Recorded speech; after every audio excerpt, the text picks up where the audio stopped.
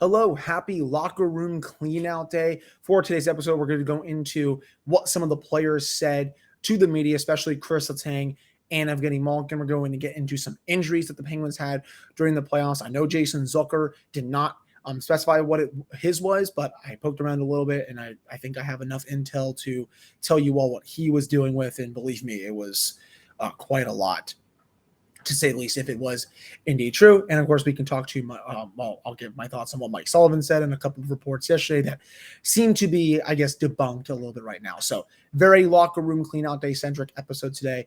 Let's get right into it. You're Locked On Penguins, your daily podcast on the Pittsburgh Penguins, part of the Locked On Podcast Network, your team every day.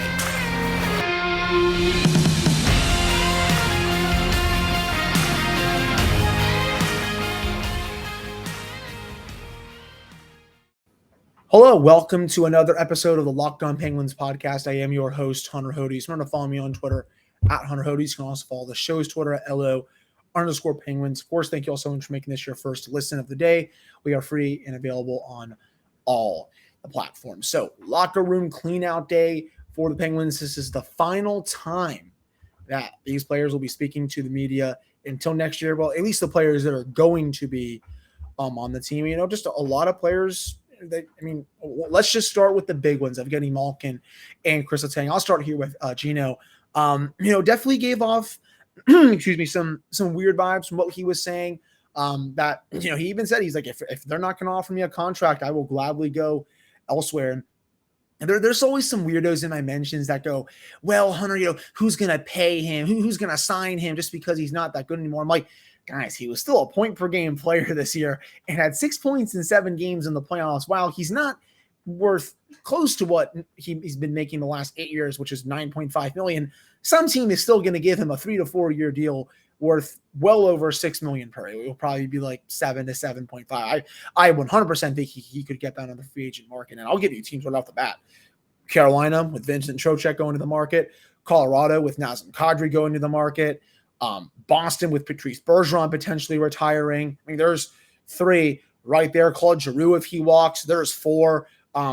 There's plenty more teams that could 100% go after him. Seattle, if they wanted to, because their center depth is not that good. There's, again, 5 right there that I named off the top of my head that could realistically, I think, make a play for Gino.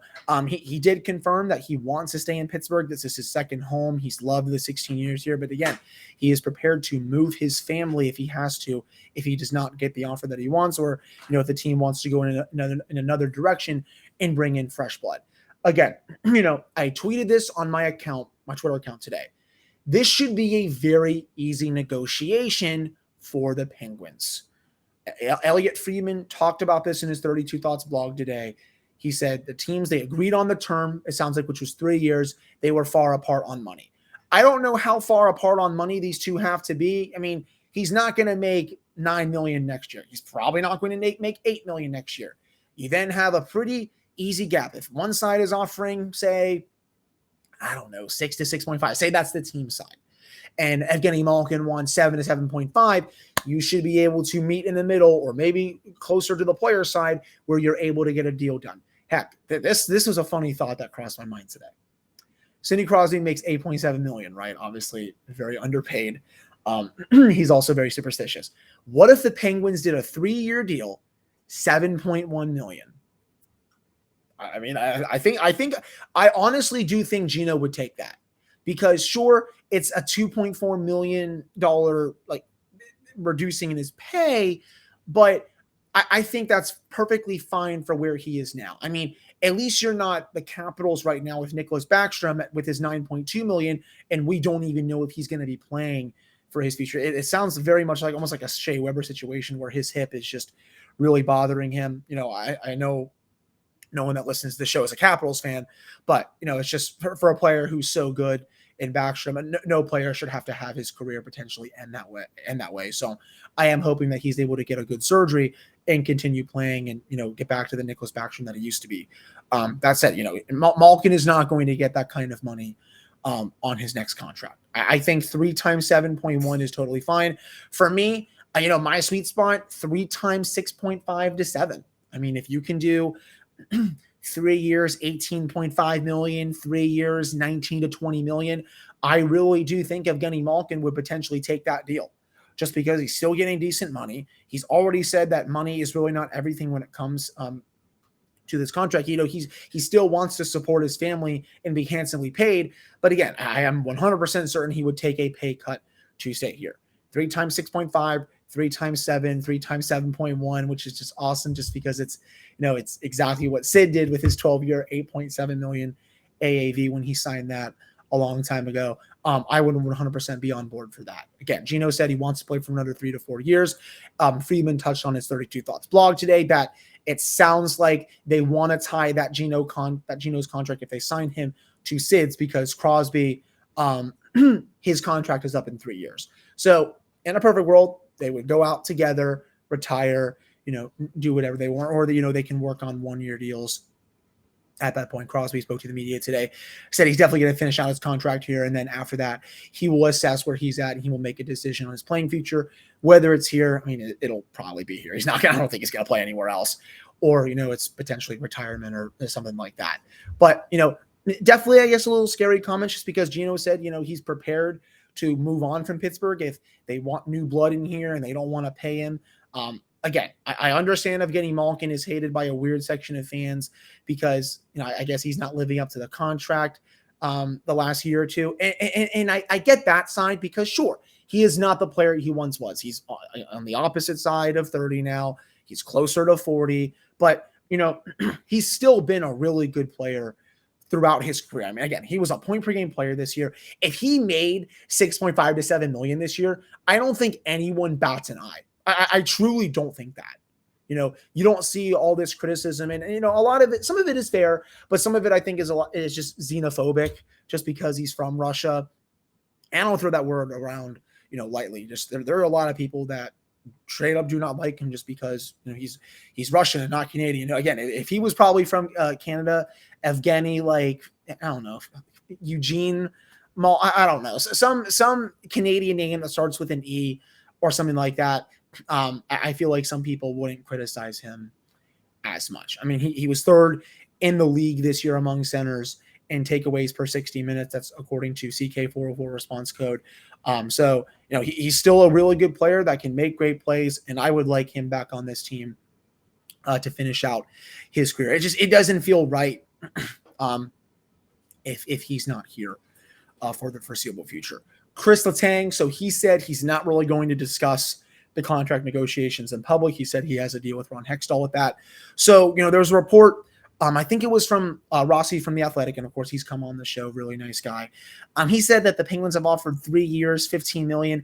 I don't really buy that because Elliot Friedman kind of put a wrench in that in his blog today and said the last he heard, the Penguins offered Letang 4 years, a little under $7.25 million. So if I had to guess, 4 years, 6.9, nice number. 4 years, 7 million. 4 years, 7.1. And Letang obviously said no, rightfully so. He deserves to get paid. He should, seek out more money just because I believe, and I know he believes that he's outplayed that contract.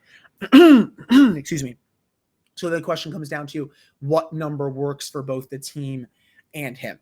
It's good that they already have, I think, the turn down. 4 years. That's a sweet spot. Letang said he was able to play at least 4 to 5 more years. If you have to add a 5th year, I'm not really opposed to it. My plan, and I've said this throughout the season, my dream contract for him, 4 times 8. I think that's fine. He gets a nice raise. He gets into that $8 million figure. You give him the 4 years. That takes him to when he's about 38 years old. 38, 39 years old, excuse me.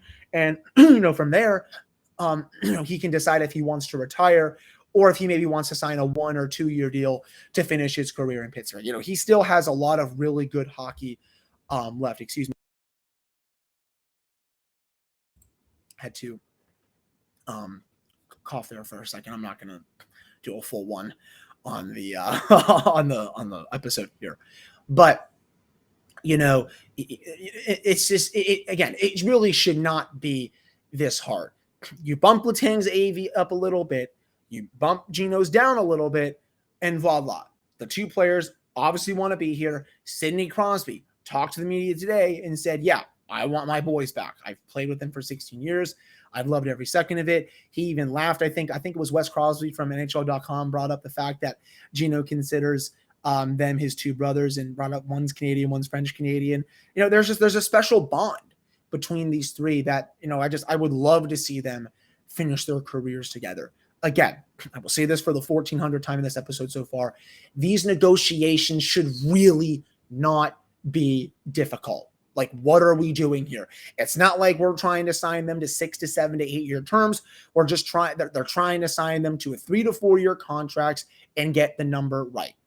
Alex Ovechkin, Nicholas Backstrom, they literally just had contract negotiations, and the Washington Capitals did it relatively with ease. The Penguins should be able to do the same here. I'm not going to live here in a world where this regime with Ryan Burke and Ron Hextall, they're going to lowball two of the best players to ever play for this franchise. At the end of the day, that's unacceptable to me. I'm not going to live here and just, have them be cheap towards two franchise cornerstones. So those are my thoughts on Evgeny Malkin's and Chris Letang's comments and what I would do with their contracts moving forward. Obviously, the negotiations are going to heat up. I mean, they have until July, plenty of time. We'll see when there's news on that front. For right now, still a bit quiet, to say the least. Coming up in the next segment, we're going to get into some of the other quotes from some of the other players, say with locker room cleanout, some of the injuries they dealt with, and all that jazz. But before I get to that, imagine dipping your finger into that plastic tub of birthday cake frosting and then opening your eyes and realizing there was only 150 calories and 16 grams of protein. That is what it's like to eat a birthday cake puff from Built. I just received mine from Built, and I've never had anything like this before. They're available right now, and we can't promise that they will be there tomorrow, so go get them today at Built.com. And if you haven't tried the puffs, I'll let you in on a little secret because that's what friends do. A chocolate-covered marshmallow protein bar. Yes, you heard me on that. They're deliciously flavored marshmallows. They're covered in 100% real chocolate. You can make every day your birthday with Built's birthday cake puffs. Built has taken the delicious experience of biting into a fresh slice of birthday cake and robed in 100% white chocolate, and they've added sprinkles. You can go to Built.com, use promo code LOCK15 to get 15% off your order, and you can get birthday cake puffs right now. If you do that, use promo code LOCK15 for 15% off at Built.com. All right, we're back here on this episode of the Locked On Penguins podcast. I am your host, Hunter Hodes. Remember to follow me on Twitter at Hunter Hodes. Follow this show's Twitter, LO_Penguins. Of course, thank you so much for making the Locked On Penguins podcast your first listen. Now, let's get into some of the other quotes that we saw today. Brian Doomland, so we got his injury status, grade 3 MCL tear. At first thought, it looked like it happened with a hit with Ryan Reeves. Doomland said that was not the case. It happened on the disallowed Heedle goal. I was able to go back and watch the replay. Yeah, his knee slammed into the post. I didn't really notice him getting up gingerly after that. He was able to finish the game, took part in the morning skate, but once he wasn't playing, I'm like, okay, this has to be a significant injury. I mean, Sullivan said, yeah, he's progressing off the ice, but if he's not skating, he's not skating. And at the end of the day, he was probably not even going to be available for this series. And honestly, he may not have been available for the rest of this playoff run. I hope Brian Doomland is okay for the rest of the offseason. There's going to be a lot of questions surrounding him in his future with the team. Are they going to move him and his salary out just because of how bad he was down the stretch? It's a tough call. There's going to be days. There's going to be plenty of days for me to touch on that topic for the offseason here, just because there's still so many more episodes until free agency. I have plenty of time to dissect that and go deep into it. But right now, I will definitely say there is a chance that he is not on this team next year. That said, I wish him the best in his recovery from that surgery. Other players, Jason Zucker. So he said he's not really going to dive into the injury. I poked around a little bit. I have been told it was a torn groin. Apparently, from what I can gather, it really happened during the game against Edmonton towards the late stage of the regular season. Had to miss, I think, part of that game, and then came back for the playoffs. Played a little bit down the stretch, and obviously he was sitting on a freaking stool. He couldn't even sit on the bench just because of how bad the injury was. The fact that he was sitting on that stool definitely, I think, lines up with that injury. So torn groin is definitely not to be trifled with. I think he said today he might be getting surgery. He hasn't fully consulted with the Penguins doctors yet. Maybe they're going to let it heal. maybe they won't, but that's a pretty serious injury. Props to Zucker for gutting that out. If it is indeed that injury, that's just from what I've been able to gather. I thought he played his tail off in this series. Just absolutely ridiculous shift to shift. I know he wasn't rewarded with a goal, but I thought his forechecking, his defensive play was through the roof. And if there's anyone that didn't score that deserved to score, he was one of those players, to say the least. Casey DeSmith, he spoke to the media today. So apparently he said that he had been dealing with a groin injury for the last 6 weeks going into game one. And that timeline, right around the trade deadline. And I did see a lot of people question, like, why didn't Ron Hextall go out and get a goalie? My question is, did Casey DeSmith tell the team about this injury? He didn't really say that at the press conference. I don't really think anyone asked, but that is the big question I have about that. Did he say anything to the Penguins doctors? Yeah, I've been battling something on the trade deadline. Maybe if they want to go out and get a goalie here, I can maybe get the surgery and all that. But no, he played down the stretch, looked pretty good in a lot of the games. He did not even look banged up, at least to me. Looked pretty good, in game one. And then DeSmith said he made a movement in the double overtime, and he said he felt his whole hip and his groin go at once. He said it was a very easy decision to pull himself out of the game. I knew my season was done at that point. You could definitely see him limping off the ice in that regard. At first I thought, again, I think we all thought it was a cramp, just because the game had been going on for so long. But once we saw, once Sullivan said it was an injury, I was like, it was day to day. And then it came out, he had to have hernia surgery or core muscle surgery. Just a really brutal injury for DeSmith. Obviously came at the worst time. And again, I was surprised that he did say, that he had been battling it for 6 weeks. Because again, if he did tell the Penguins management and they didn't go out and get a goalie, that is a big failure. I will 100% stand by that. That's not good enough. There were goalies out there on the market that they could have had. If they knew about that and they decided to roll with Louis Domingue in that case, that's not good enough, at least for me. That's my opinion, though, at least. Kasperi Kapanen, he talked to the media today. He said, I need to get my confidence back, get the swagger I used to have. I don't think it was there this year. Yeah, Kasperi, I don't think anything with your game is this year. I don't think you're probably going to get your confidence back with the Penguins. I mean, I see a 1 to 5% chance he's back. I do not see whoever this regime is. If Brian Burke and Ron Hextall are back, of course, the Penguins ownership, I think they're really, diving really deep into the team here. If they are back, and right now all signs point to them being back. I just can't see them bringing Kapanen back. And, they didn't even really acquire him in the first place. They really have no loyalty to him. This is a player that needs to go, I think, to another team to really get his confidence back. That's my opinion. Brock McGinn, he said today he took full responsibility for the play. He said it's a tough break. I'm gonna have to live with it. I have to get the puck deep and not turn it over. That's 100% my bad. Great video and up to it.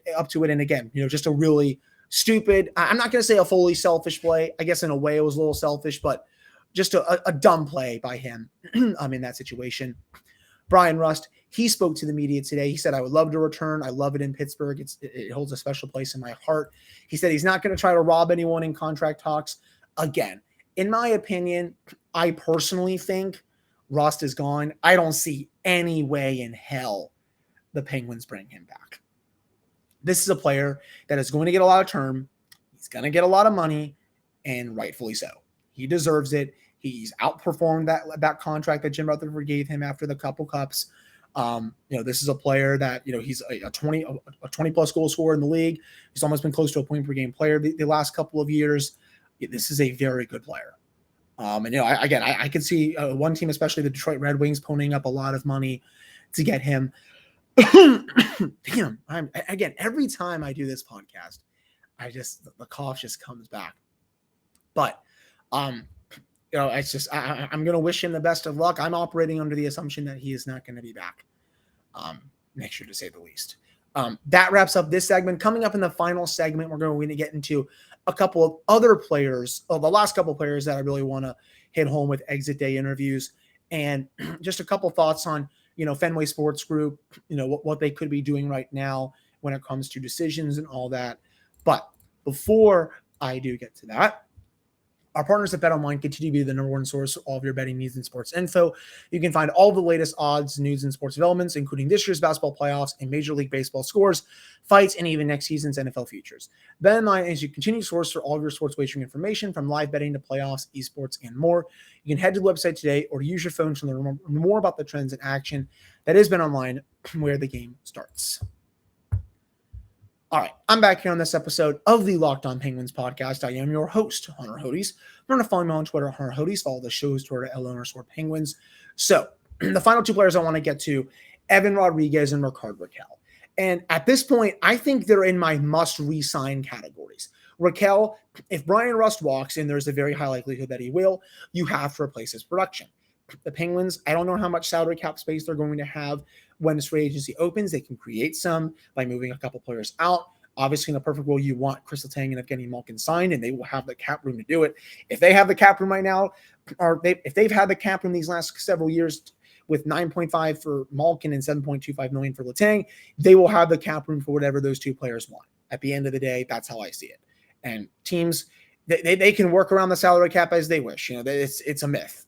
Teams, they figure out ways to fit all their players under their cap. I don't want to hear that the cap is an excuse and all that. You can figure it out. That is why the general managers make the big bucks. That is why they have salary cap wizard people telling them what to do and all this stuff. And that's how I see it. But Rakell, he even said, he wants to return to Pittsburgh. He thought he played some of the best hockey of his life here. I would love to bring him back. What I would do personally, 3 to 4 year deal. If you can get close to what maybe Brandon Saad gets, which I think is 4.5 million per, anywhere in that 4 to 4.5 million range, I say do it. I wouldn't do, I don't think 5 to 6 million. I also don't think Rakell is going to ask for that. I would definitely bring him back. Outside of Chris Letang and Evgeny Malkin, he is my number one priority. After those two, it's him. The Gensel Crosby Rakell line was absolutely sensational. When it was together, I mean, their underlying numbers, their expected goals for was ridiculous. Shot attempts per 60, scoring chances, high danger chances. Everything about that line was just truly awesome. So I would love to have him back. He was a seamless fit on that line, and just a seamless fit on the team. So he seemed to really enjoy being here. I would 100% bring him back. I hope that's not for just a rental. Evan Rodriguez, he is also a player I would love to have back. I'm wondering if you can get him for 3 to 3.5 million per, just because I know he started out the regular season hot and then faded away at the halfway point, found his mojo again towards the late stage of the regular season, played really well in the playoffs, looked like first half Evan Rodriguez. The biggest thing is though, what version are you going to get him for a full 82 games? Is this how it's going to be if he signs a multi-year contract here? That I think is the big question. What I would do, maybe a 2 or 3 year deal for Rodriguez, 3 to 3.5 for him. I'm not paying for. I will say that. I think 3 to 3.5, 3.25 is maybe the sweet spot. 3 if he can. That's personally what I would do. I mean, he did not make a lot of money this year. I almost think he was below $1 million, if I'm not mistaken. So obviously he's going to get a raise, rightfully so. He had a ridiculous year. But, again, I would maybe do 3 years, 9 million, 3 years, 10 million, something like that for Rodriguez. I think that could get done. If he's asking for 4, I mean, even 3.75, I don't really know if I'm going to pay that, in my opinion. But again, he is also another player outside of the big two, Rakell and Rodriguez, I would 100% want back. I think those are the 4 players the Penguins should prioritize going into free agency. Number 1 should be Letang. Number 2 should be Malkin. Number 3, Rakell. Number 4, Rodriguez. That is how I see it. Let me know if you disagree. Let me know down in the comments on YouTube. You can DM me on Twitter. Tell me what you think you would do for the team this summer. That's my take on that. Finally, I was going to talk about Mike Matheson and how he basically said Todd Reardon was the best coach he's ever had for his career because he basically instilled confidence in him. And, that made me really happy because I think we all could see the improvement in his game this year. It was very evident, to say the least. Finally, so I was listening to DK's Daily Shot of Penguins this morning. Even though I do a daily episode of the Penguins, I'll always listen to other podcasts around the 412, DK's Daily Shot, 32 Thoughts, all these other podcasts. And he made a great point, Fenway Sports Group, they're going to fully evaluate this team. They've only been here for a few months. Now that they just, the team blew a 3-1 lead and they've lost 2 years in a row, what do they want to do in the future? Elliot Friedman wrote in his 33 Thoughts today and said, the ownership group, they are heavily big on data and analytics. That's where they base a lot of their decisions off of, and they want the best of the best people, running the team. It sounds like there could be a team president potentially coming soon. I'm not sure. It may not be from someone that's worked in the NHL before. They want the best of the best, and they want their decisions based on data, which again, that's fine with me. It's a very progressive movement.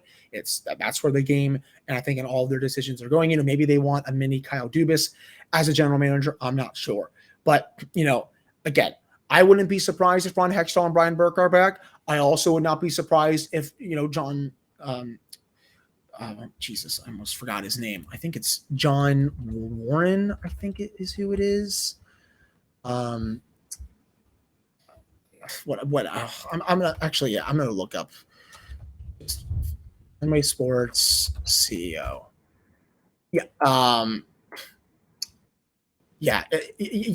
John Henry. Excuse me. I don't know what the heck I'm talking about. Excuse me.